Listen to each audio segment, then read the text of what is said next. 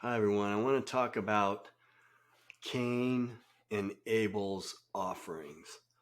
So, if you've given offerings like I have, you've probably given a Cain offering. I have, and I didn't even realize I was doing it. But then, as I started really getting into the Word and evaluating what I was doing, God showed me that I was giving Cain offerings, and God doesn't like Cain offerings. He says he doesn't. So it's not about money. It's about the gift, and it's about your heart. So it's not about necessarily quality, but it is about your gift. So you can read about the Cain and Abel offerings in Genesis 4:2-5. Go meditate on it, go evaluate it, and see what you think. Abel gave his first and his best, fat portions. Cain gave some over the course of time, leftovers. It doesn't say leftovers. I'm making a point. Cain gave what he didn't need. Abel's offering was out of faith. It says that in Hebrews 11:4. By faith, Abel brought God an offering, a better offering. It was out of faith because he gave his first, the fat portions, the best.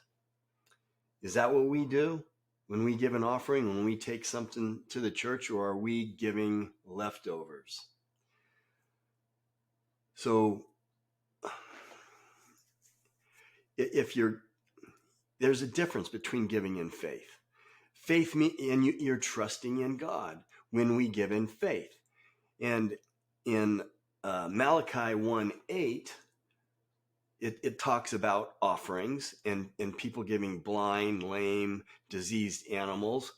And God didn't like that. And it's not that God needs our offering. That's disrespectful. And then he says in that, in right there near that passage, that try offering that to your governor.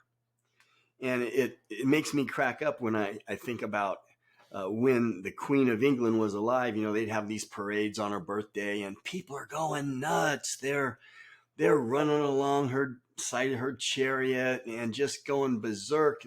The Queen, the Queen, the Queen. And I stop and laugh when I think, what if somebody ran up and said, "Here, Queen, I brought you a can of corn." Well, you'd probably get your head lopped off right there. But are we going to bring our leftover stuff to God? Maybe your offering should go to the Goodwill or something else, because it's not an offering. And I know this is offensive. That's all I have. Well, maybe. And it might be a good offering. I said it's not about money. But is it your best?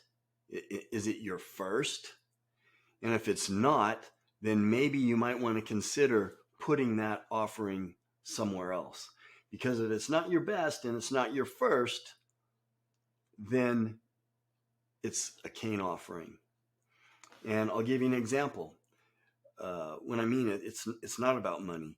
Let's say you buy a brand new ski jacket, and that brand new ski jacket costs $250.